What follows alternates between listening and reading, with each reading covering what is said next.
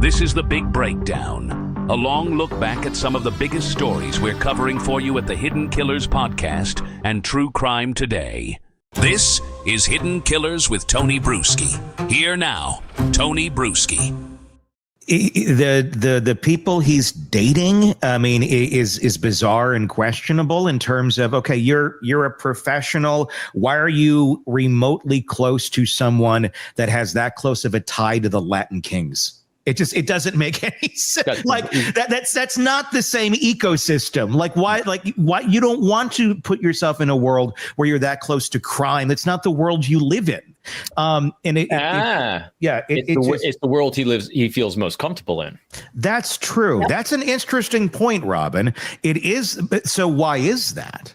Because that's where his mind is. He's not a dentist in his mind, and that's the way of making his money that his mommy wanted him to do. But if you are aligning and you feel more comfortable with that level of character, these degenerates, and not saying Green Beret, but where you're dealing with drug dealers, the fact you're able to find hitmen, they're just without batting an eyelash, it kind of shows you who you're aligning yourself with. Remember, we're always going to act in our own best interest in terms of our safety, security, and prosperity. We do things and surround ourselves with people that allow us to feel safe from our own perspective and own context.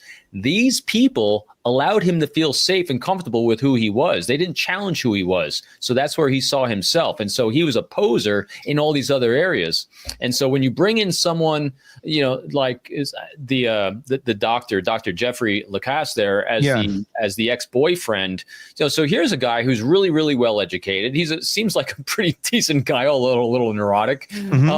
And so he challenges Charlie without even trying to challenge Charlie, because he's just comfortable with who he is. He just is really fixated on his sister. And so it's an interesting dynamic to watch. Insecure people with more secure people, and a sister who's manipulating the hell out of everyone in her life around her, and then a mother who's trying to control everything. That's what I mean. Is this not a reality show or what? Well, I gotta go back and go, okay, well, why is Charlie acting that way? He's a poser with money and power, essentially. And that's how he's kind of able to operate around, some of these folks that are, chilling with hitmen and things of that nature, because he has something that they want, money and power. But the problem with it is, why does he feel comfortable acting that way? He was brought up in this very fortunate life, this very lifestyle that was not, in the hood. So what does that say, though, about the actions of Donna or the people in general that he was brought up around, that sort of behavior, that sort of darker, controlling, we're somehow relating this to the streets and hitmen type mentality of a family that seemed to really on the surface come across as country club? Well, that's part of it too. Is these are people he can control more easily. He can try to impress them, and so it's part of who he's comfortable with. It's part of who he's control. Need more data points on this crazy family, because every time you turn over a rock, you're like, wow, there's 5 things under that rock I never knew were there. Yeah. So it's part of the control issue with everyone in this family. Learned behaviors of control, of psychological guilt and shame that are implied by others. I guarantee you the mother was doing that. Yeah. So he just learned behaviors from her of how you control others and who to control. And how interesting that then translated more into folks like this that are willing to go take out and do a hit than the country club image that Donna was trying to portray. But more deep down, Donna was more street, at least in her mind, than from New York. How interesting. I mean, this is all conjecture, obviously. Let's take another look at some more from Jeff and his testimony, or this is him talking to police in the interrogation. Also remembered Wendy talking about how trapped she felt in Tallahassee, tied there only because of her custody battle with Dan. And in one of those late night conversations, he says she let slip a remark that would later sound almost prophetic, that life would be far easier if Dan just wasn't around anymore. Take a look. We're also talking about us, because I was like, would you ever leave under any circumstances? Yeah, I know you don't love it here. Am I going to be dating you for 2 years and you just move? She's like, I can't because of Danny. And she said, yeah, it doesn't matter. Something about it would be convenient if Danny wasn't around anymore. But, he was wanting to happen to him or something like that. She said, but Charlie actually looked into how that would be done and how much it would cost. She might have said, I think, Charlie. I don't remember. But it was chilling. In the moment, I was like, my stomach flipped. I was like, whoa. The crux of the statement is my brother Charlie has looked into how much it would cost to take care of somebody. Yeah. This guy has very little empathy. He's just a weird guy. I'm not saying he did. I'm just saying if you're looking at somebody, you can't miss Charlie. I mean, I think that's more likely than a romantic thing.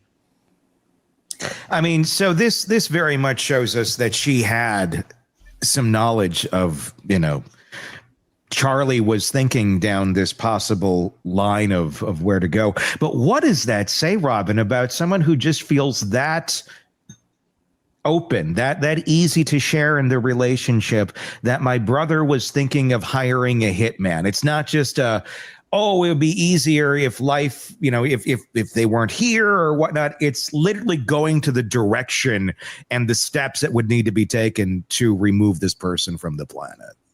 I think Wendy just has unintentional leakage. Yeah. And we see it a lot. I think she felt comfortable with him, and because he's disarming. He's a disarming guy.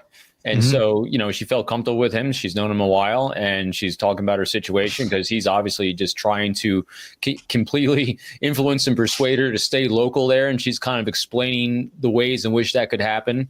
And, inside the family dynamic itself, because I thought about this a lot too. So what's the likelihood that Wendy knew? What's the likelihood of Donna being part of this? The fact that they don't seem to really, and even at first I was thinking that they're protecting Wendy, and yeah, they're very protective of Wendy, but this family communicates emotionally, not pragmatic or cognitively or thoughtfully necessarily a lot of times. And so when you have an emotional regulation issue like Charlie definitely seems to have, that means you run through things out of your mouth.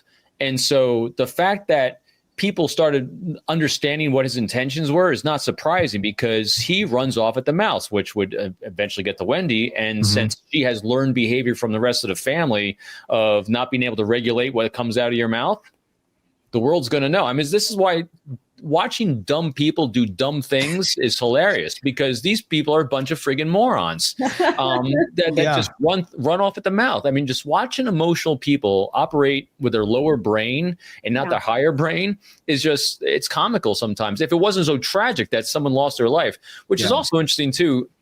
So you and I had mentioned this on one of the previous episodes. I was really curious about why Wendy divorced Dan, and it makes more sense. But again, it's Dr. Jeff's interpretation from his optic, and granted that's got a bias to it. But I thought this was very revealing on that end as well, because I was trying to understand what's the animus that.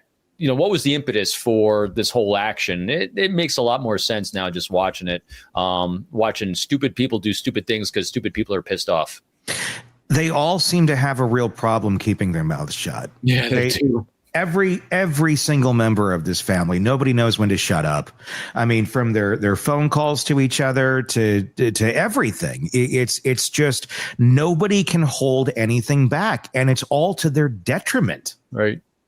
Can I throw something in, Robin? I don't mean to interrupt you. No, sorry, Stacey. I was occupying too much time, as always. No, not at all. Not at all. Please. My question is, could there have been an alternate universe where they took out the mother? You know what I mean? Like, we've had enough of her shit. Let's get the hitman and go after her and be done with her. And so that we can live our lives. I mean, that's where my brain goes, is like, why did they go after Dan? Why didn't they go after her? Well, because they had the allegiance to mom. I get what you're saying. I think it's just a lifetime of reps. Yeah. So when you have a lifetime of growing up under that, and granted, it was controlling, it was unhealthy, but one of the reasons why they have such open communication, as you're noting, with each other is because they felt safe together. I mean, because you didn't really see Wendy fighting mom and dad coming all the way up to drive the 30-something-year-old back down to Florida. I mean, to Southern Florida where they live, and treating her like a 6-year-old. None of these things from, again, the optic we're getting, from Dr. Jeff here none of these behaviors seem surprising inside that circle. Sure. And so for them now, what I do see, and Stacey, to your point, I think what's happened is that older brother definitely did. The older brother's like, Yes. you people are a bunch of wackadoos. You know, you got all broken brains. I'm fleeing the coop on you nutters. And so I think what you're seeing is he is the objective one. Yeah. Though I get the sense from limited data that he didn't burn necessarily any bridges. He just made them very null.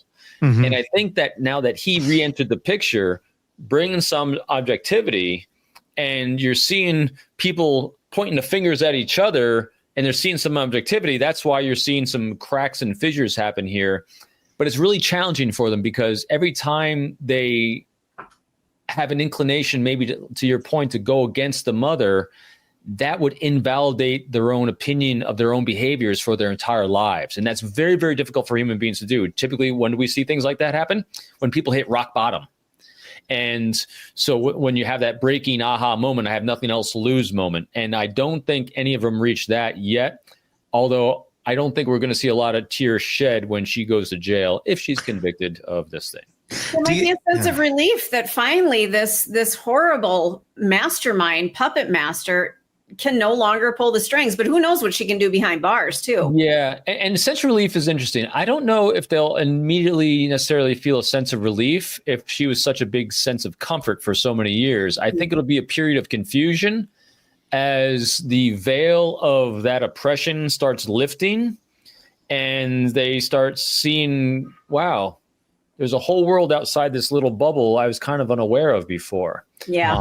But again, pure conjecture, but just from what we're observing and seeing play out, seems to make some sense. This is Hidden Killers Live with Tony Bruschi, Stacey Cole, and Todd Michaels. I mean, I'm sure there's a lot of people who are listening to this or watching this going, oh, that sounds familiar. And it may be for the first time in their life making that realization or putting a name to it, it's not just, the family's really tight and I don't get along with them, or they see things differently, or they're controlling it. There is a dynamic here of what enmeshment is. How does that then translate to folks who grew up in an environment like this, to them branching out in adult life into their own personal relationships, specifically romantic relationships? It creates a huge problem when you have another person enter the family system. And that's usually when one of the adult kids gets married. And I have story after story about adult kids who come to therapy because they're having severe marital problems because we'll say mom, could be dad, but usually it's mom, is trying to control everything about the spouse. And it creates, where do we go on holidays? How do we raise the kids? I have a neighbor who's fascinating because you can tell they're very enmeshed. She's got 4 adult kids in their 30s and 40s. And they come every Sunday for dinner. And it's like they have to come. It is, it's like the kids cannot disappoint mom.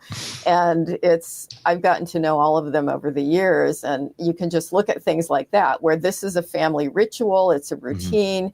And I mean, I think it's great to get together for dinner now and then.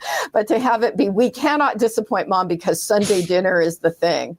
And when they get a spouse that maybe doesn't want to do that every Sunday, then you have conflict. And the other interesting thing that happens is the parent always blames the spouse. Well, it's her fault because she's poisoning his mind against us, or she's not allowing us to raise the kids the way we think. And so it's all her. And it puts I'll say the son, it's often a son. It puts the son in a terrible position with, trying to keep mom happy and show up for every holiday that she wants them there, and then feeling a loyalty to his wife, which is really where his loyalty should be. I can relate terribly. I was in one of those situations, and I think when I woke up in the morning, I pissed off my mother-in-law. Because you're alive? Just because I woke up. I didn't die in my sleep. Yeah, I just existed. We were high school sweethearts. We dated for 10 years. And she just boy, I was taking her little boy away from her. And I'll never forget, I had emergency surgery on an ovarian cyst. And she came to my bedside and like grabbed my arm and said, "You better be able to still have children." Jesus. And I'm like on a morphine pump at this point. Like, what? Oh my God. Yeah. So, like it's something you can do and fix at that moment too. Like, let me check. Let me just reach down there and figure it out for you. Right?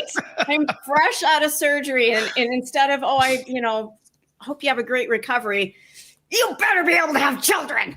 Mm-hmm. Oh my God. I mean, Siobhan, what is going through that woman's mind that this is the appropriate response to say to someone fresh out of surgery? Sure lacks empathy, doesn't she? It's always about her needs and her inability to see that this is off. It's profoundly narcissistic. That's a crazy in-law there. Yeah, well, she wasn't an in-law for very long. I got the hell out of there. Good for you. How did he react to that, Stacy? He cowered. He did nothing. This was a symptom of a problem. She got drunk on our, it was my senior prom. He was a year younger than me, his junior prom. And she was drunk and didn't like my dress. Now, this was in the 80s. It was a cute dress, but she didn't like it. She didn't feel that it complimented her son. I mean, so this was over and over, and she completely ruined our prom night because she was just a blathering drunk. She was pissed at me. He ended up forcing her to apologize to me the next day. That was the only time that he ever stood up against her. And there was some repercussions for that as well. She didn't talk to him. We actually weren't invited to certain dinners and things like that. So she punished him for standing up to her. And then I don't think he ever did it again. Do you have any pictures of that dress, Stacy? I'd love to see that. I do. I don't have them handy, but it was a black dress because every woman has to have a little black dress. And that's exactly what it was. It was strapless. It was so cute. Had just lace, like a lace skirt. It was adorable. Sounds wonderful. Yeah. Yeah. I'm sure Todd could make an AI version of it right now that is very true to reality, that we can look at here in just a few moments to go back to the 80s. It was traumatizing because I didn't do anything wrong. And all I did was love this boy at the time and thought that we had a future together. And here's this crazy woman who is seeing me as a threat. I mean, almost like a dog, like guarding her bowl of food, and I'm coming in to take a little nugget out of it. And it's like, holy crap, woman. When you have the enmeshed mom role, and let's specifically talk about that, like in Stacy's situation, do they ever get better? Do they ever realize, you know what, after so many relationships that I've destroyed for my child over here, or put this much weight on, do they realize it as they're destroying things, or they're saving their kid probably in their mind because they weren't good enough for them anyhow? Is there ever that moment that they say, I'm going to back off here, I'm going to let you live your life? Or does it pretty much, does the kid, the adult child of the enmeshed mom and the narcissistic mom just pretty much have to go through life and count down the days until they're in the ground for this to stop? Yeah, I wish I could be optimistic. I always try to hold hope, but I can't say that. Have I ever seen one that got insight and changed? I don't think so. And usually you can help the kids, in therapy, learn to set boundaries and gain perspective that this is not normal and it is ruining your relationships. So that's sort of where the shift can happen. Sure. But a person this profoundly narcissistic, that's just who they are. Are there different degrees of this? Because you notice when Wendy was up on the stand, she was still trying to, I don't know, and in ways play down her mother's narcissism. I don't know if I call her this, but I call her that. And eventually she kind of does realize it. I think Wendy's also a little bit fearful that Donna holds the cards and could send her to prison for the rest of her life. But take that out of the equation. Do you have different degrees of this where it's harder to always identify in relationships? Because it's not always to such an nth where, the ex or the spouse gets offed by a hitman, but there's the emotional manipulation and things of that nature that don't always come with the giant red flag, and they come with enough of a yellow flag that one can say, well, I was just doing this and that, and you're misunderstanding me. Yeah. It's the degree of insight varies, and as with all these things, there's a continuum with it. And this is a case where it is my guess now that Wendy's gotten some insight from this hellish disaster that's resulted. And is there hope for her? Well, if she doesn't go to prison, hopefully lessons learned here. But I think Donna will go to her deathbed with her story, believing her story, that this was all about saving her children and her grandchildren, and therefore it was justified.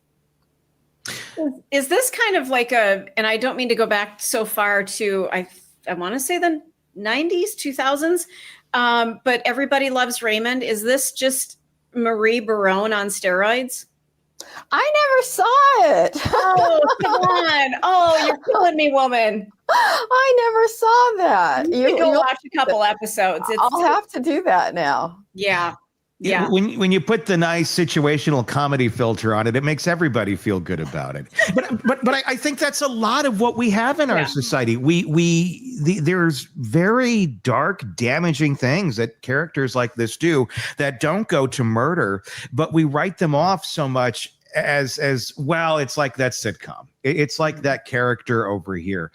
But in reality, I mean, that could be a really dark piece of that sitcom if you really wanted to dive into it. Like, what's going on in Marie's home when she's sitting there? What's going on in her thoughts at night about Raymond and about their life and what she wants to control? It probably wouldn't be so situational comedy like if we were to really dive into that. We seem to have ways of padding the walls a little bit and not wanting to quite grasp the depth of what it is that we're dealing with. Do enmeshed families typically realize that they're abnormal, or does it take outside intervention for something to happen before someone says, hey? Yeah, I don't think they realize they're abnormal. And I think it's also true for disengaged families. I came from a very disengaged family where you were told at 18, you better have a plan and get out of the house and you're going to be on your own. And so there was no parental involvement in life, certainly from adolescence on. Parents just kept their hands off. And I think that sort of set me up for, really bad decisions, because how do you make a decision when you're 15 about what you're going to do to support yourself? And there was no support for college or anything like that. So I think that there's a degree of cluelessness. No matter what kind of family you're raised in, you just think it's normal. You think that this is how families work. And maybe you get some insight. If why are you anxious and depressed? Why have you made bad decisions? You talk to other people who say you were raised in a really odd situation, but you don't see it until that happens. It was a dramatic day, to say the least, at the trial of Donna Adelson. We're going to break down Wendy's testimony. There was other testimony today that was also wow. But we're gonna keep ourselves over here in the Wendy box for today and try and go through what unfolded. It was nothing short of explosive. We are going to hear Wendy on the stand admitting that Charlie joked about a hitman, that she was on the phone with him for 18 minutes right in the window when Dan was murdered, and that the very TV tied to that hitman joke became her alibi on the morning of the killings. We'll walk through her reaction at the crime scene, the roadblock, her decision to change her children's names to Adelson while skipping their father's funeral, and her stunning admission that she hasn't spoken to her mother, Donna, since late 2023, a mother who pressured her to back Charlie and who once called relocation a matter of life and death. And perhaps most damning of all, Wendy herself once pointed suspicion at her own family during her police interview. This is a testimony that lays bare the Adelson family dynamic, or what is left of it, and how far Donna's influence has reached. And there is a lot to unpack in all of this. There are new pieces that are coming out today, and that we are learning about the Adelson family and their dynamics. But let's start with a little view from the courtroom itself. Let's start with taking a look specifically at Wendy's issues with Dan. Keep in mind, Wendy was saying, I just, I want this to be a good relationship, parenting wise, and da-da-da-da. Obviously, it didn't turn out all that well. This is Wendy being confronted with her own words of what she had referred to Dan about. Keep in mind, Wendy's not on trial, but this is what she had to say on the stand. At the time of Dan Markel's murder, was the defendant, your mother, very angry at Dan Markel? Before he died? Yes, ma'am. Yes. And you hated him too, right? At certain points, I was very frustrated with him. Did you refer to him as an STD? I don't remember saying that. Tab 5.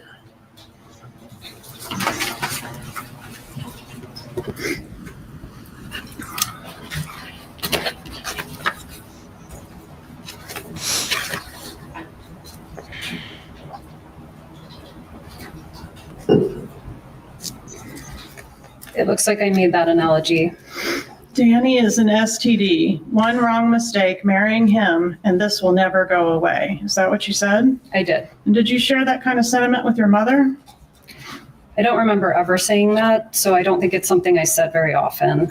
And this was said in an email on February 26th of 2013, correct? It was. Approximately 17 months before the murder? Yes, I don't think it was an email, though. It looks like it was sort of an iMessage. Okay. Did you ever refer to your ex-husband as the Dark Lord? I don't remember saying that, but I certainly might have. Well, Did you refer to your ex-husband as Gibbers? I did. What is the meaning of Gibbers? Gibbers was just a silly name that a friend helped me come up with to basically make him feel less scary. It was nonsense. Did it reference Jew in boots? That I don't remember. Mm-hmm. It wasn't a friendly name, right? It was a silly name. It was an Did you ever anti-Semitic say name. that you hated Dan Markel? I don't remember saying it, but I certainly could have. Tab 31, please, to refresh your memory.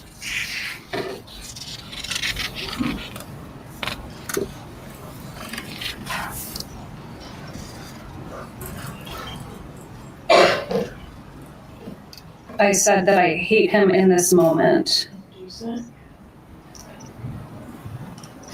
Okay, and did you say in that email, that same email, quote, I hate my children's dad?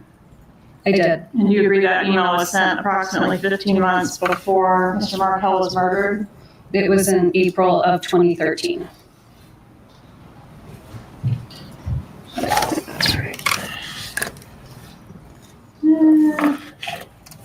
Yes, ma'am. The approach with what I've marked. I don't know what's going on with Wendy's hair today. A, It's very cute, I think. Her eyebrows are on point. And 57. Or is that Botox? Asked you Well, it could be. about the It looks like they don't think they're moving. Gibbers nickname. Did you have that nickname stored in your cell phone as Dan Markel's contact name? I did. First, to show you these exhibits and ask if they're fair and accurate. Contacts 56A. Who is that a contact for? You know. It's my mom's phone number, so that would have been, it's a picture of Ben as a little guy. Are we getting a double feedback on this at all? It sounds a little. Yes. On your phone for mom at that time. Yes, And 56B. that's my dad. And that's his phone number. It is. 56C. That's my brother. Charlie. Yes. Okay, fair and accurate phone number for him at that time. Yes. And then 57 is that the contact you had in there for your ex-husband, Dan Markel. Yes. Judge, at this time, I asked to move to evidence 56 and 57. All right, so I think we've seen a good chunk of Wendy there talking about, she wasn't on the best terms, and that's, it's understandable. Like, a lot of people go through divorces. It's not always going to be a fun and everyone's wonderful and they're a lovely human being type thing. Really? So I'm not that concerned about the comments that she made about, what would be more concerning is how much Donna leaned into them. And Donna went into this not so much of, a healing force, but more of a, yes, let's get this rage up a little bit more. Let's pour a little gasoline on this shit. And that seems to be, what Donna did. Wendy described that Donna talked about relocation, not just in terms of, I'd really love to see the kids more. It's more like life and death. Let's take a look at this.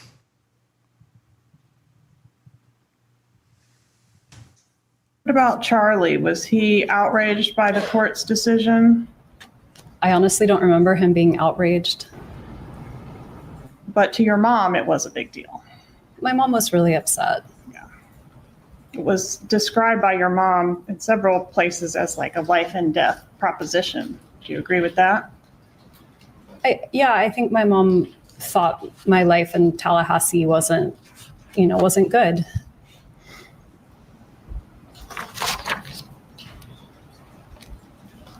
And who was for that to decide? Right. Is it true that you never would have left Dan Markel without your mom's suggestions? Overruled. She may answer the question based on her own knowledge.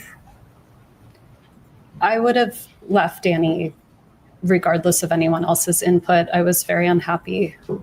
Did you ever write that you would have never left him without your mom's suggestions? I don't remember saying that. Please refer to tab 41. Yeah. Well, there you go. Good thing we got this. Yeah, we got the goods, honey. Doesn't remember a lot of things. She's got her mom's memory. Not helpful, is it?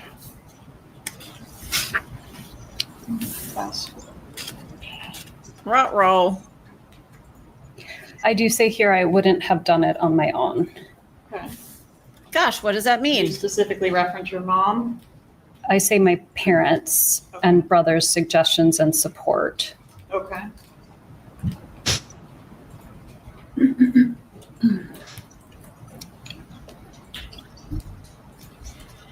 I think because I wasn't happy, but part of me thought maybe I would just stay until the kids grew up.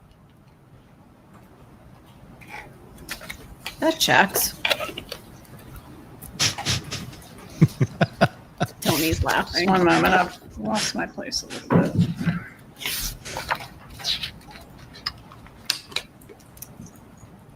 All right, I think you already testified you did not offer your mom your divorce petition to edit.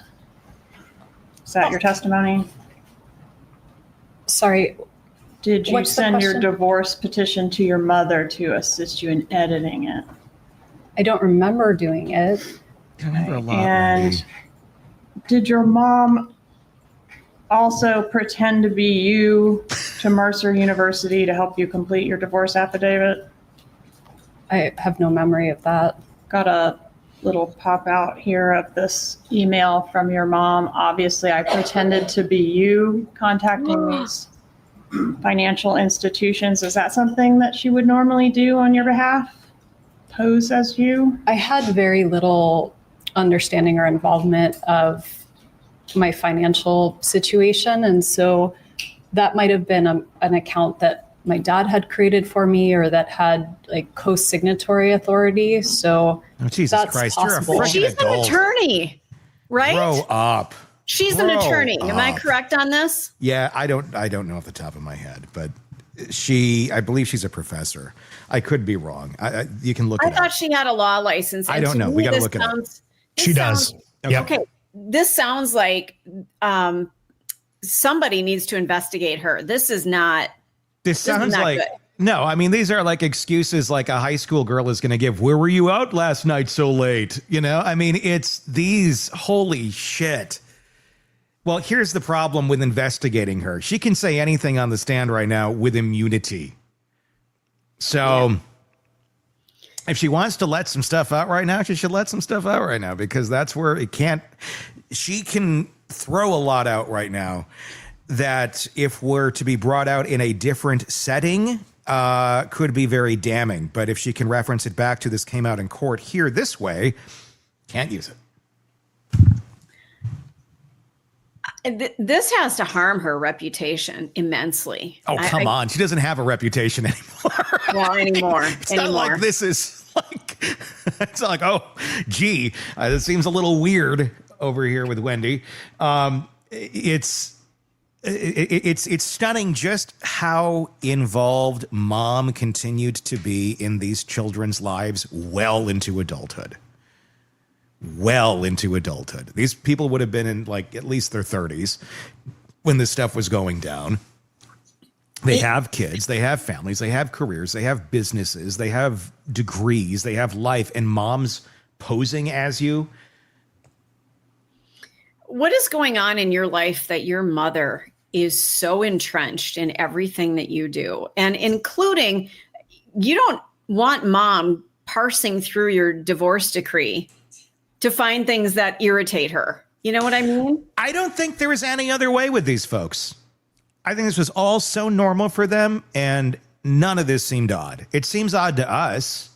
But Well, it's the boiling frog metaphor. I think within the dynamics of the Adelson family, this is just how business is done. Yeah. And it's looked as, well, why don't you have me and your father look at this, or me look at this, or, you know, we're looking out for you. I mean, and that's the whole thing. Looking out. Like, no, you're trying to control people. Mm-hmm. Like you got the whole family against her husband. And then she decided, I should probably not be here because my enmeshed family says this is a bad idea. God. You know, can you imagine trying to date in this family? Oh my God. I'm glad that one got away, and he seems to know what he was dealing with. His testimony is striking, and we're not going to listen to that one today, but we'll get to it at some point. Donna had a lot of contempt. For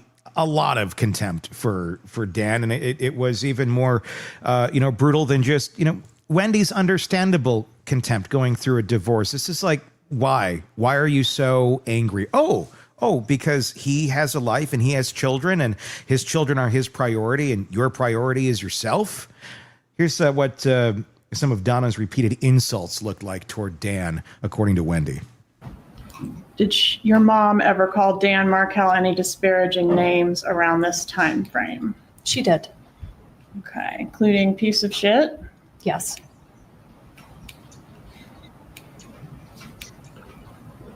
I'm good with that. Asshole? Yes. I'm good with that.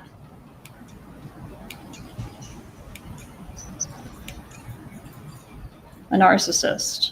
Yes. A bully? Yes.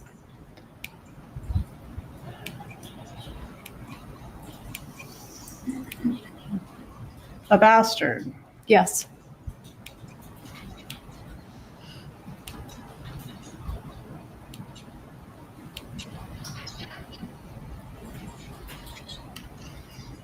Did your mom help you prepare for your meetings with your divorce lawyer? My mom offered help, but I don't think I needed help preparing for meetings with my divorce lawyer. Who was your divorce lawyer? Kristen Adamson. Your mom, in an email dated January 9th, 2013, indicates that she thinks the job opportunities that you had in South Florida was a major bargaining chip in your divorce. Did you agree with that? Did I agree with it at the time? Yes. I don't remember. And she did a lot of work sort of making arguments to that point, didn't she? I believe so. And did you forward your correspondence with your lawyer to your mother? I did. Publishing 64. I'm going to skip to J. She wanted to be kept informed, right? Yes.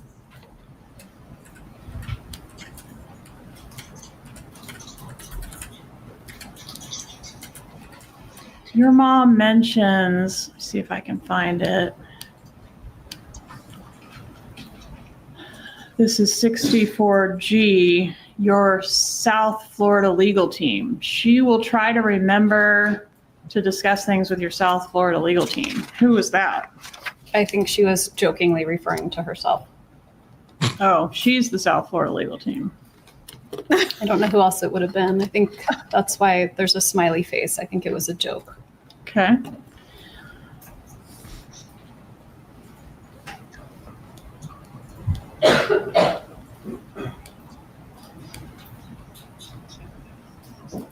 More questions for your upcoming hearing with your attorney.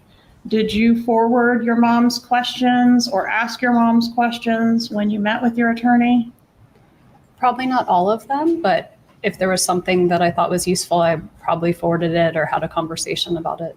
And here you can see in paragraph 2, your mom referred to Dan Markel as Gibbers as well, right? It was a silly name. Yeah.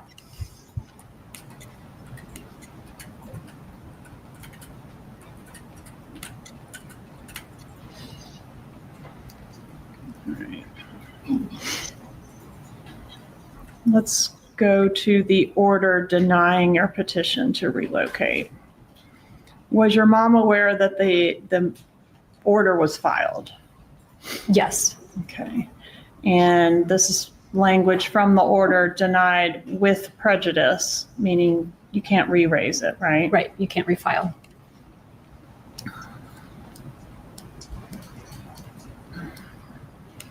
And your mom wanted to fight the decision, didn't she?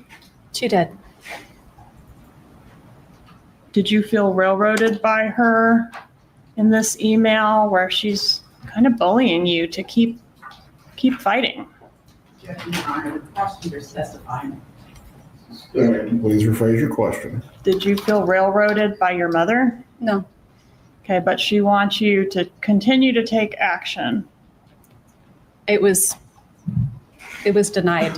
I wasn't taking any more action. Not any more legal action. I was not taking any more action of any kind. Didn't your mom have some other ideas for some other actions that could happen? She did. She did want to take it to an appeal. Do you remember that?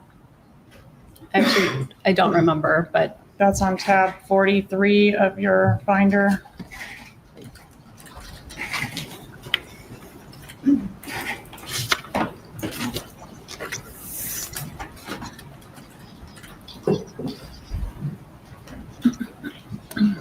yes, I see. Okay, but she also wanted to develop this plan of action that could be implemented between the time you learned of the relocation denial and your final hearing in court to maybe strong arm Mr. Markel into agreeing to the relocation. Do you remember that email? Yes. Okay, and she had some ideas for how to do that, right? Yes. And she said Gibbers hasn't beaten the Adelson family yet. Yeah? Yes. Okay. So what was her plan of action?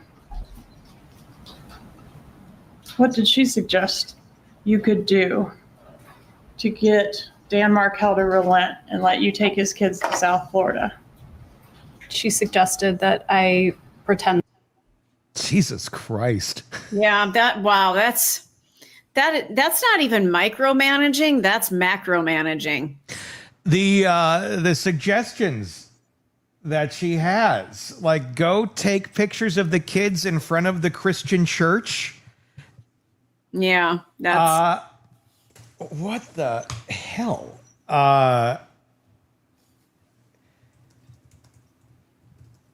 There's another aspect to this. I'm trying to understand the Donna Adelson angle of it. Of what she had said.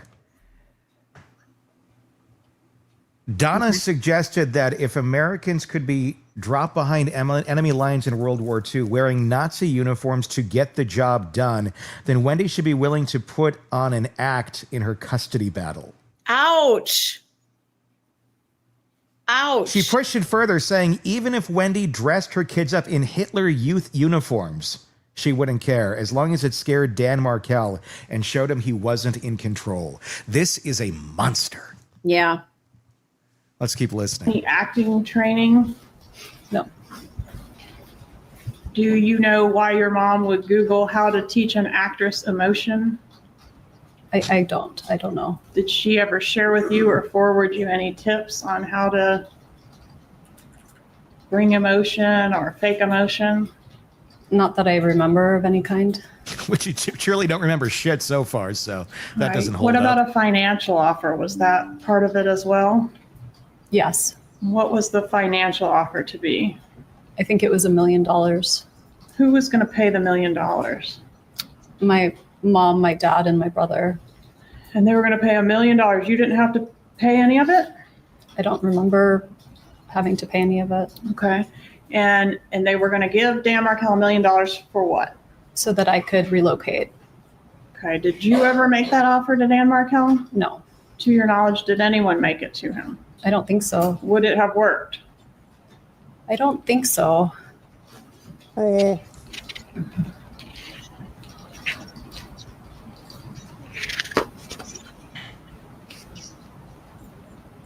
don't think so? Well, I'm going to guess it's a big no. I'm going to guess he turned that down and then take control from him. Yeah. She's all about getting control from Dan Markel, right? Yes. Ding, ding, ding, bingo. And you told her these ideas were crazy, didn't you? I did. Mom, you're nuts.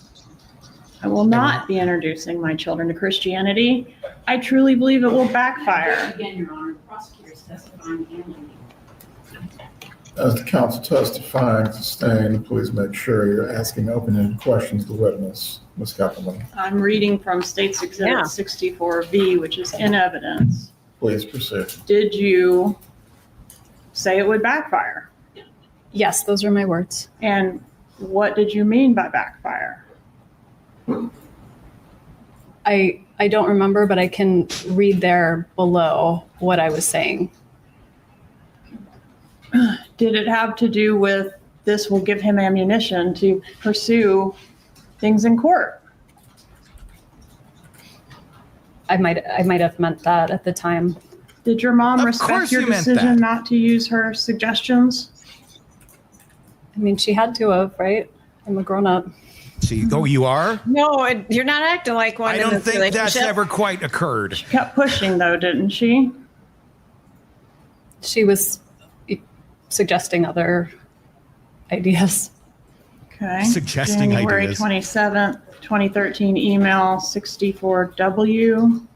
Charlie brought up a good point when he said that Americans were dropped behind enemy lines during World War II wearing Nazi uniforms to get what they wanted.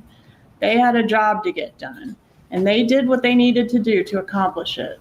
You have a job to get done and a very short time frame to accomplish it.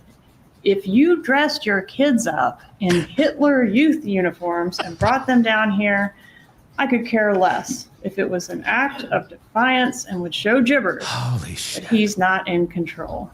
Did I she hope someone sets suggest Donna's hair on fire that in to prison. you? Yes. Literally.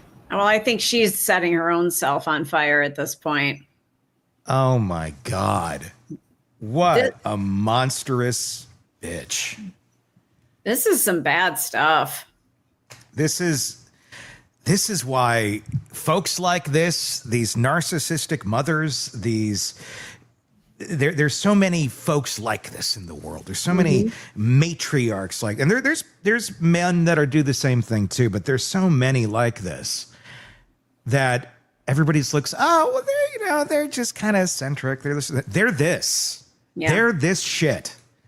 And they will go to any lengths possible if they have the means. They will only be stopped by their means. And she had means.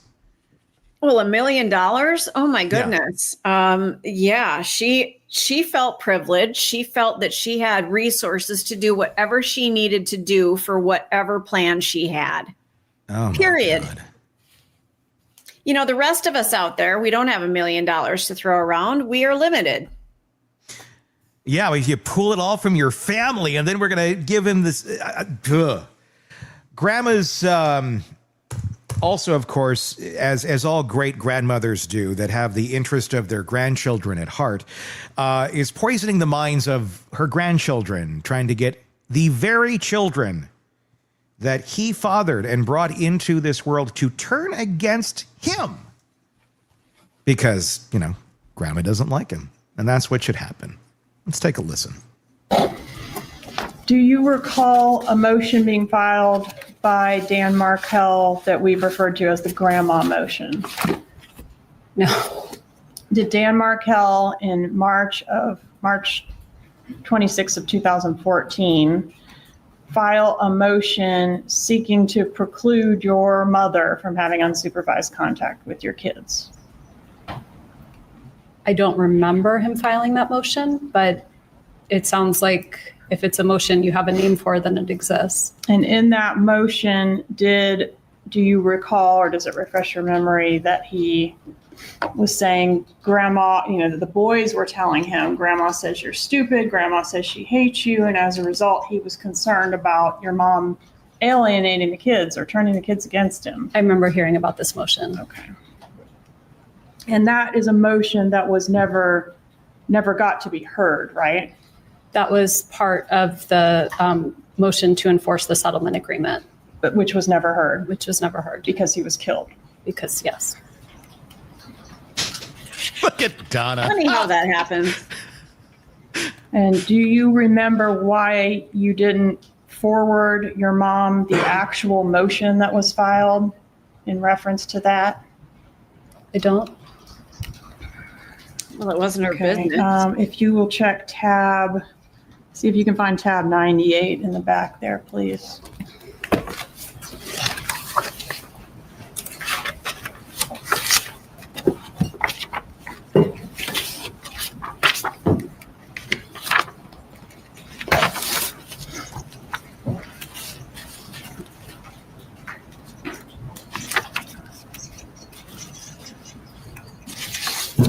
I have tab 98. Okay. Does it refresh your recollection as to the question, which is, where was your mom on the day that the relocation was filed, which for your reference was 3/26/14? So this email is from 3/25/14, and it looks like my parents were coming up. It says coming on Thursday, and this was written Tuesday the 25th. So my guess is that they were coming on Thursday the 27th. And was it their practice to typically stop in Orlando and spend the night on the trip up to Tallahassee? I don't remember. Okay. The allegations that are laid out in Dan Markell's motion were sent to you in an email before the motion was ever filed. Do you remember that? I don't remember that, no. Publishing 64AA, a December 16th, 2013 email. This email indicates that Dan Markell is going to be introducing a major issue, grandparental alienation. This will be part of our ongoing effort to resolve outstanding issues. But basically, at the bottom there, Ben announced to me, Abba. What does Abba mean? It's Abba. It means father in Hebrew. Father. Grandma says you're stupid. Okay, and he details a couple, I think it's 3 different instances in which his boys have told him that Grandma, your mother, has told them that you're trying to take my sunshines away. She hates you. That sort of thing. Does this refresh your memory at all about those allegations? It does. Okay.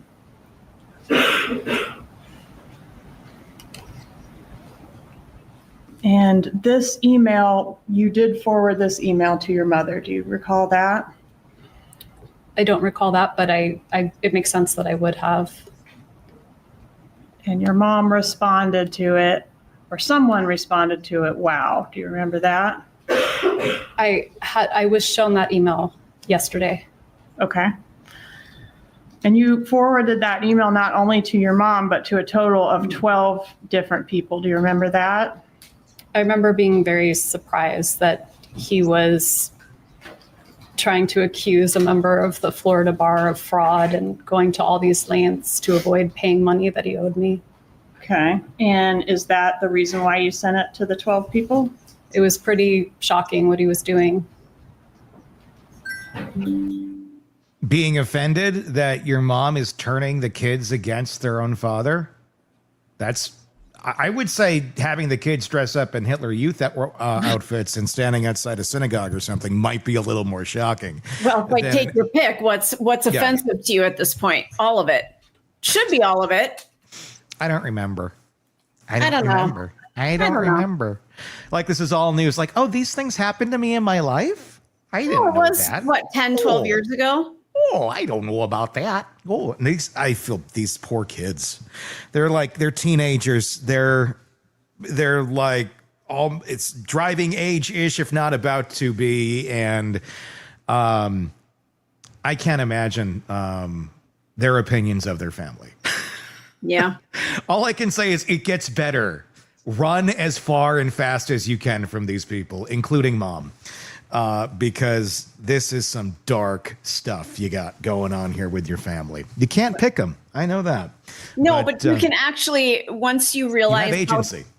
Once you realize how dysfunctional your family is, you do have a choice. You can either be immersed in that toxicity, or you can say, you know what? It ain't worth it, and I am walking the fuck away. It's all being very much laid out for them here. Wendy admitted that, the hitman joke. We've heard about this before. We've heard Wendy talk about this before. Charlie made a joke about, I got you this TV because it's cheaper than a hitman. And it didn't age well. Well, and can I interject something here? So I've alluded to it before. I'm kind of going through, I wouldn't say similar, but I'm going through a divorce at the moment. And it's very fresh and very new. I've said some things, not doing anything, but there, when you're angry, you say some things. Sure. I'm going to say that because divorce, and depending on what the reasons are for divorce, you could be fueling some anger. So people say things. I get that. You can hear me over here snickering. But this is Charlie saying it. This is not her saying it. Let's go to the clip. Fair to say during the year or so leading up to Mr. Markel's murder that your brother did not like him? I think that's fair to say. Did your brother joke about hiring a hitman to kill Dan Markel? He did make that joke. What was the joke specifically? My brother had bought me a TV as a divorce present, and he would make the joke that the TV was cheaper than hiring a hitman. Did you ever tell Jeffrey Lacasse about that joke? I may have mentioned that joke to Jeff Lacasse. Who is that? Jeff Lacasse was someone that I dated after Danny and I got divorced. Had he met your parents? I think he may have met them once, but not in any kind of formal way. Just my parents were visiting and he might have said hi, something like that. Did your parents express any opinion about him, whether they liked him or not? I don't remember them really taking notice of him. Do you remember sending a text back on May 28th of 2014 that saying, quote, "My parents are not into him," referring to Jeff? I don't remember sending that text.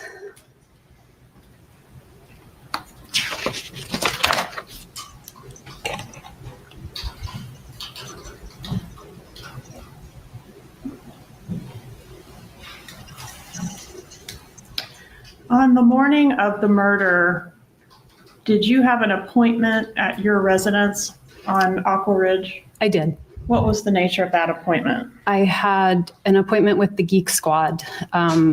There were some vertical lines on the TV. I didn't know if maybe one of my kids had tapped it or touched it, but it wasn't working. And so I had an appointment, and they were scheduled to come sometime between 8 and 12. And was that the TV that was the same TV that your brother joked he got you as a divorce present because It was cheaper than hiring a hitman? Yes. The irony on that, I don't think it has anything to do with the murder. I just think the irony is priceless. I need some clarification on something. Maybe you can help me with this. Mm-hmm. And both of you, Tony and Todd. So in divorce, are there gifts? Do you register somewhere? Because she's mentioning she got a TV as a divorce gift. Oh. Where do I sign up for this shit? Yeah, I don't think. Is there a registry online somewhere? I can't say I've ever gotten divorce gifts. This is news to me. Yeah. Somebody fill me in the comments, would you? I don't think it's a super common thing that that divorce gifts are given out. But the irony I just find it's undeniable. They had dinner, and as you do when you're at a nice restaurant, you just projectile vomit at the table. Wendy did. Yeah. And it was when Charlie was having a celebratory dinner after Dan died. Let's hear about that. Did you go to a dinner after the murder of Dan Markel in which you vomited at the table? It was several weeks until I felt ready to leave my apartment. I was very, very scared. So that happen? It did happen. Okay, and that was in a restaurant, right? Mm-hmm. It was at a restaurant. Who was present at that dinner? It was my brother and me. And where was the dinner? South Florida or here? It was South Florida. Okay, and you said it was several weeks after the murder? I believe so. Had you ever heard Charlie, your brother, refer to that dinner as a celebratory dinner? Only in previous trials, but never to me personally. Did you hear him say it the night that you had the dinner or after that? No. That you threw up at the celebration? No. Yeah. Okay. It's a weird reaction to have. It is. Unless you're, physically ill, like there's something wrong, you have a bug, you got to this, you got to that. It's weird to be going to a celebratory dinner for the death of your ex-husband, the father of your kids. It almost has a Corey Richins feel to it, because didn't she have a big party? Yeah, the next day. Yeah, correct. That's what that conjures up in my brain. Yeah. It's how narcissists operate. Yeah. The TV repairman, like we said, that arrived the same time Dan was killed, which is just, the irony is insane. Wendy, her actions that day were a little weird too. And keep in mind, this is not a trial of Wendi Adelson. This is a trial of Donna Adelson. But the actions one takes when you're, seeing a bunch of police outside of the home of your ex, where your kids are supposed to be, and all of that, let's take a look at that. Do you remember the time frame that the repairman was at your house on the morning of the murder? I remember more or less. I feel like he was supposed to come sometime between 8 and 12, and he came on the early side. Because I just remember being surprised and trying to get dressed really fast. Okay. And Dan Markel was killed between 8 and 12, right? He was. That now. Who paid the repairman that came to your house? I think he was under contract. Mm-hmm. So I don't have a strong memory of that, but I don't remember paying him. It's possible that I did.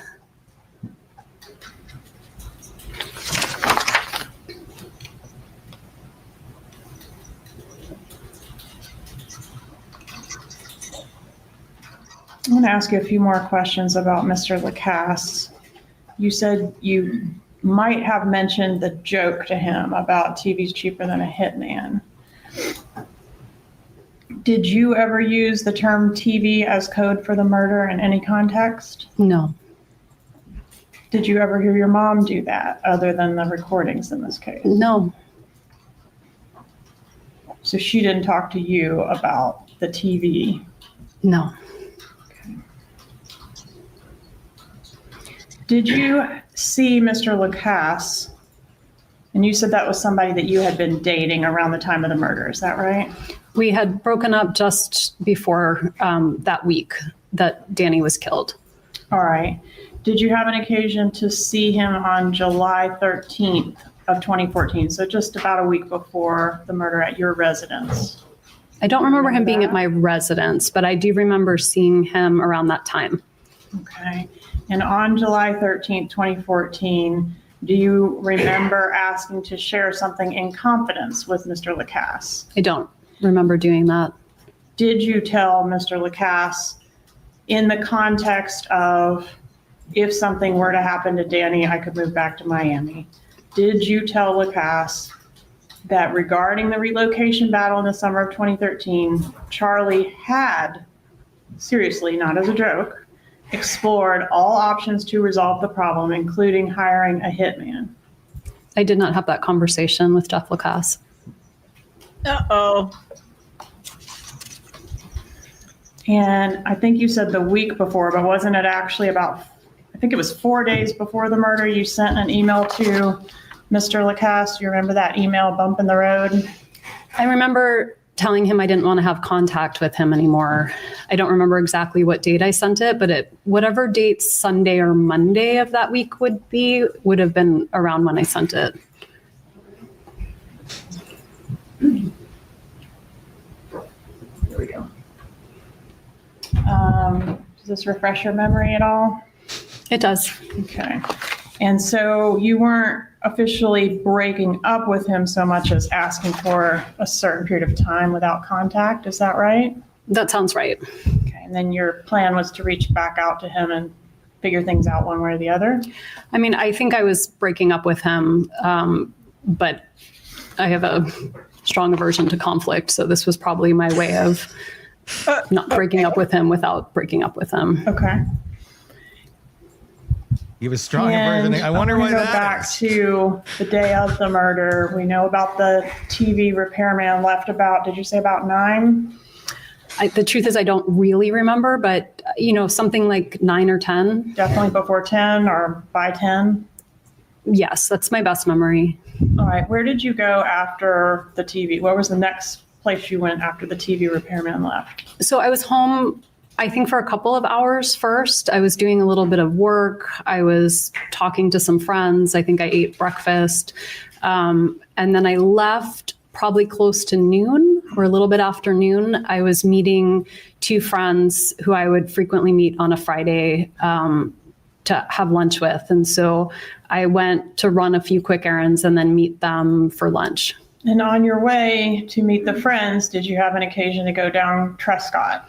I was trying to turn down Trescott. That's where I used to turn and take just the road I was used to. But there was yellow tape up.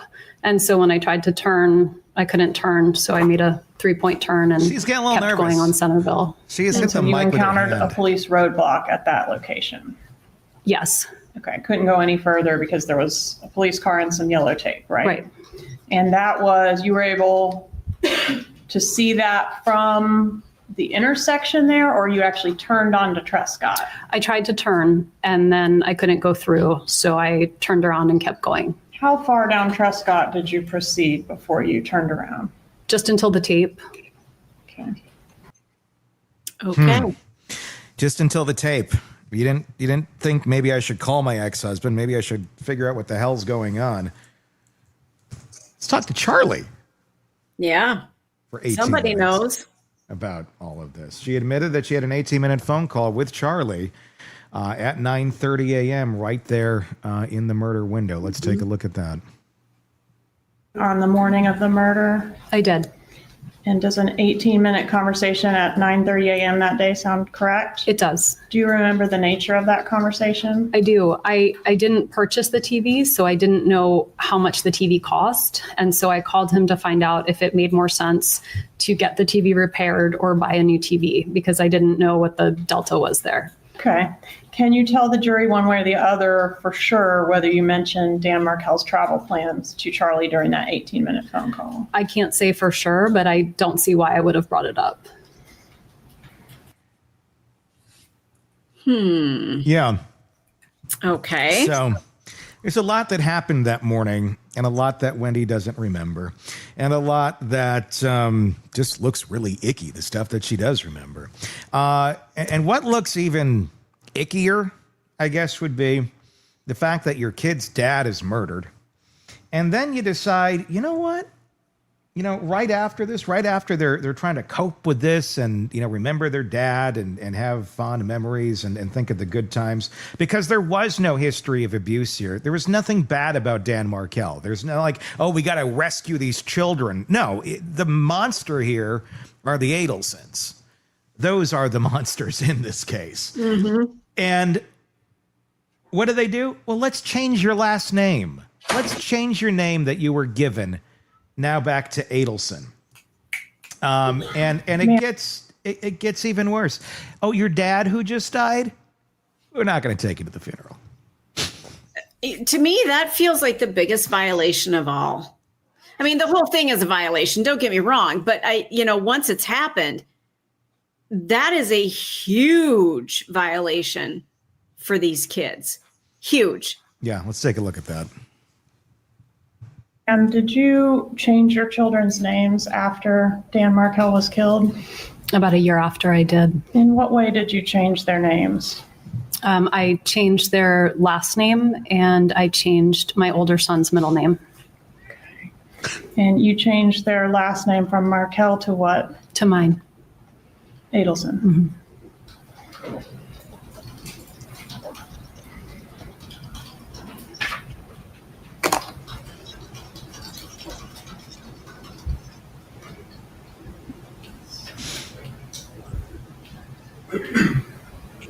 I'm going to start by asking you about this email dated July 3rd, 2014. What is this? This is it looks like an electronic invitation for my dad's 70th birthday. An Evite, right? Yes. And who sent the invitation to you? Well, it looks like it's through the postmark. I mean, who sent the party invitations out? I don't remember if I helped with the Evite or if my mom did it. So I don't know if I sent it to myself or if it's from my mom. Would you have sent it to yourself? I'm a little better with tech stuff than my parents, so I might have helped them put together an Evite. Okay. I don't remember. Who does it say is the host of the party? Oh, my mom's the host. You asked who sent the email, and I didn't remember. So my mom is the host of the party for my dad. And to whom is the party invitation sent? It's sent to me and my two children. Okay. And this was sent on July 3rd, 2014, before the murder, correct? Yes. Okay. And then back up just a little bit here. This email, do you recognize this one? Are you able to read it okay on your screen? I can read it okay. All right. Who sent this email? This is from, it says my mom, but it says Harvey Adelson. So again, I don't know which parent it's from. Okay. If it was from Harvey Adelson, would he say Lincoln is going to be attending Shabbat with his grandpa, Harvey Adelson? I mean, it seems more likely somebody else would have written with his grandpa, but I don't know. I kind of write those things sometimes, like Lincoln will attend something with his mom and say my name. I know it's awkward to say it in the third person, but I don't think it's impossible. Okay. But this reference to Lincoln Adelson did happen prior to the legal name change, correct? Yes. No, from the beginning, I was scared when I put them in school. And so I didn't legally change their name until a year after, but I was socially using my name for them. And did that start as soon as their dad was killed? No, it started when I had to register them for school. And your mom helped with the registrations as well, didn't she? I think I did the registrations myself. What about here for flag football? Did your mom assist with that? It looks like she did. There were some after-school activities. Okay, and she registered your child under the last name Adelson, right? Yes.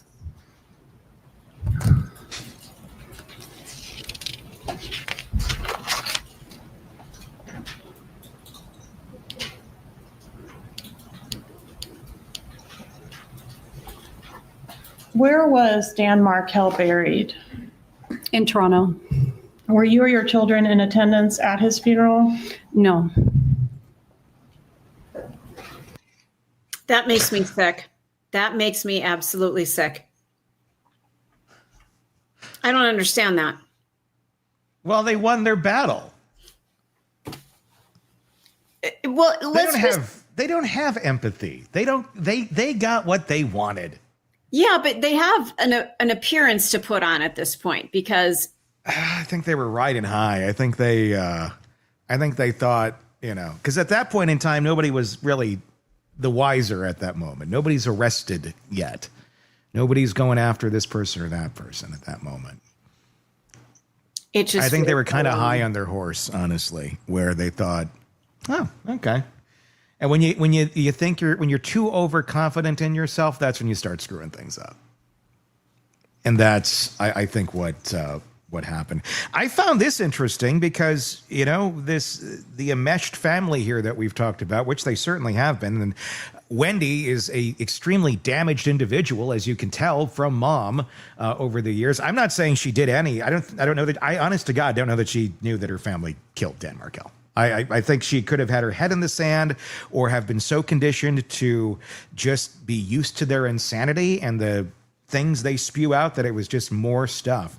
But I look at Wendy, if that's your mother, if that's the person that raised you, and I don't say this with hate or angst, you're going to be damaged. Anybody who grew up with that as mom is going to be damaged.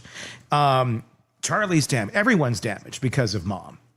So I think you got Wendy, just as you can tell here, and how extremely bizarrely immature she is on so many facets of life at this stage in the game, really just shows her utter dependence, codependence, if you will, which would take us back to the enmeshment of the family.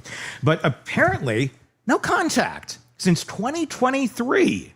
That's interesting. Let's look at this. When was the last time you spoke to your mother, Donna Adelson, as we sit here today? November of 2023. Okay. And so she hasn't given you any information or advice about how to testify in court, has No, she? ma'am. No. What about, you did offer testimony in November of 2023 as well, right, on a related case?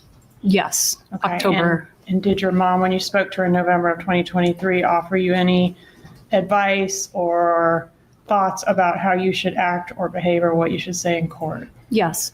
She did. She did. And what was that? I can't tell you I remember exactly, but she was hoping I would be supportive of my brother.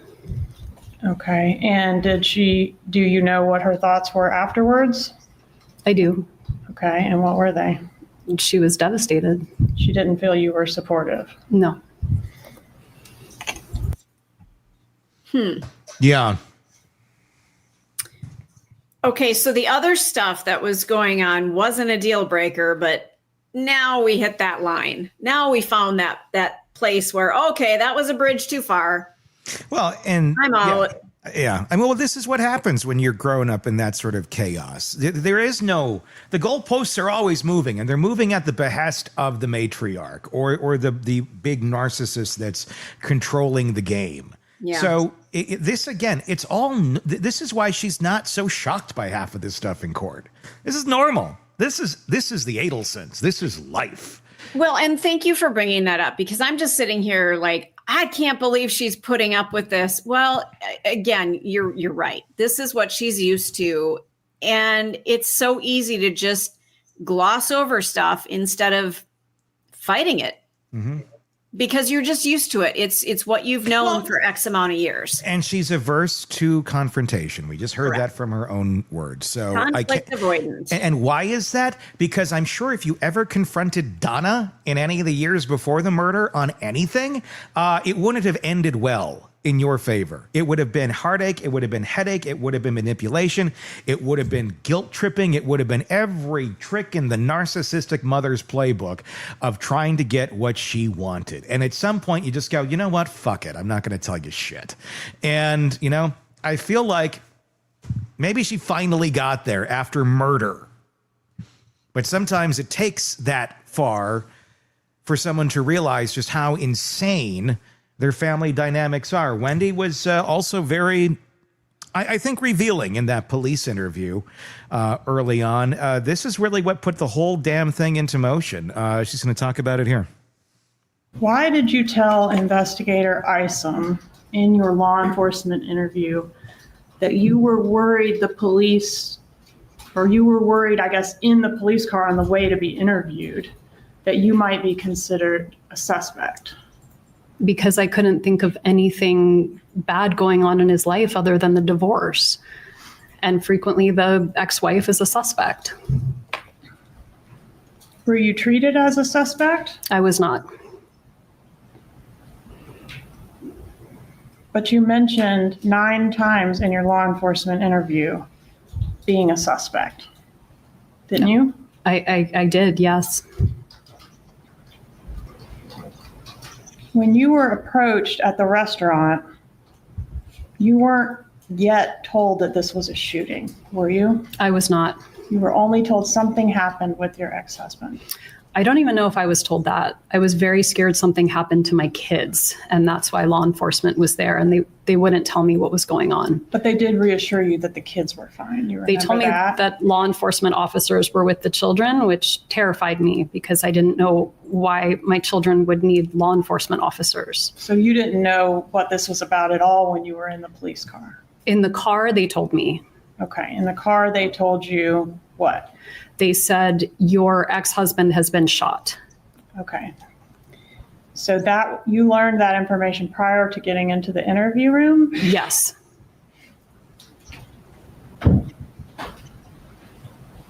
Okay.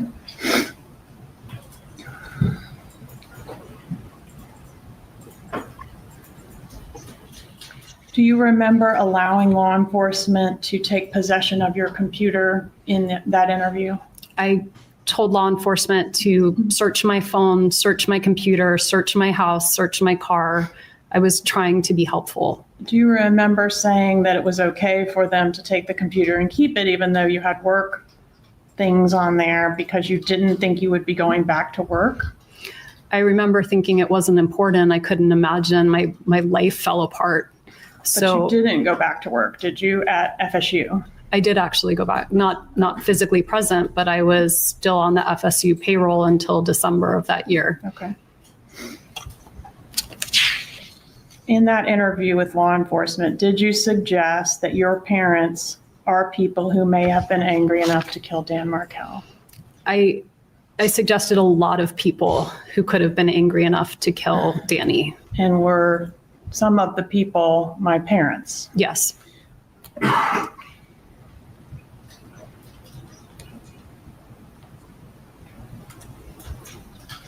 But you said in the interview that you didn't think they were capable of it, didn't you? I did. If your mom wasn't capable of it, did she have anyone that she could enlist to assist her? I don't know. What was your first thought when you were asked if anyone might have murdered Dan Markel for your benefit? I thought maybe a crazed friend or a former student. It's not what you said, though, is it? I don't remember exactly what I said first. Fuck you, You said Charlie, right? If that's what I said, then you have it there. But I don't remember who I listed first. Okay. It doesn't matter if you tell the remember, jury Wendy. You definitely did say Charlie as one of those people? I did. Do you remember saying if somebody tried to kill my ex-husband, they should be prosecuted to the full extent of the law. Yes. And Isom says, regardless of who it is. And do you recall your answer? I do recall my answer. What was Okay. that?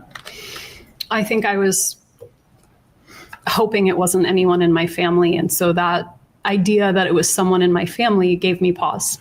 All right, but that wasn't your answer, was it? I don't remember word for word what I Okay. said, but that was my sentiment at the time. Was your answer for court and counsel, this is law enforcement interview page 122, lines 7 through 12. If somebody tried to kill my ex-husband, they should be prosecuted to the full extent of the law. Question, regardless of who it is. Answer, I mean, it would be different if I thought it were my brother. Oh, she brought the receipts. And that's where the wheels started moving. So Wendy did a bang-up job today on the stand. Her brother, not Charlie, also took the stand. And I think we're going to be taking a look at some of those pieces tomorrow on that, because I caught a little bit of it, right? It's going on like literally as we're recording this. And I caught a few minutes of that and was like, I was on my porch upstairs. I take a little break in the afternoon for 10 minutes. I know. I do 10 minutes. I have a energy bar, and I usually smoke a little, and relax for a moment. And I was watching watching that, and I think my neighbors heard me go, "Oh!" They just thought it was another day, though. They probably did, but I can be vocal. But I'm like, I was pretty vocal. I was like, whoa! It was like big moments of things he was saying. I'm like, well, she's going to prison forever. Right. He said he remembers. He remembers all the oddities of the Adelsons. He remembers all the weird conversations, and Donna suddenly shutting down conversations when it talked about Dan Markel and death and, a hitman and all those sort of things. And she was just, let's keep going down my road. Let's keep talking about the things I want to do and the way I want to do it. And it's an interesting one, but bravo to him for calling out his monster family. So yeah, that's the latest on the Adelsons. Let us know in the comments what your thoughts are on Wendy's testimony today. I think a lot of us are really interested in it. Do you think she knew about the murder? That's the question. So let us know in the comments. Do you think she was? There's a lot of ways of looking at it. Do you think she knew about it before it happened? I think that's the biggest question. That her family was involved before it happened. And then was she aware of it after it happened that her family was involved in it? I feel like she started to really have a sickening feeling that it was, considering she vomited at dinner. Yeah. And I think the realization came. But did she know more before? And because she doesn't like confrontation, avoided any sort of confrontation that would have prevented the father of her children from being murdered. Tell me in the comments section what your thoughts are there on YouTube. Just search Hidden Killers with Tony Bruschi if you're not already there. Make that same search wherever you're downloading podcasts to find us there as well. Until next time, for Todd, for Stacy, and myself, we will talk again real soon. Want more on this case and others? Then press subscribe now and don't miss a moment of true crime coverage from Tony Bruschi and the Hidden Killers podcast.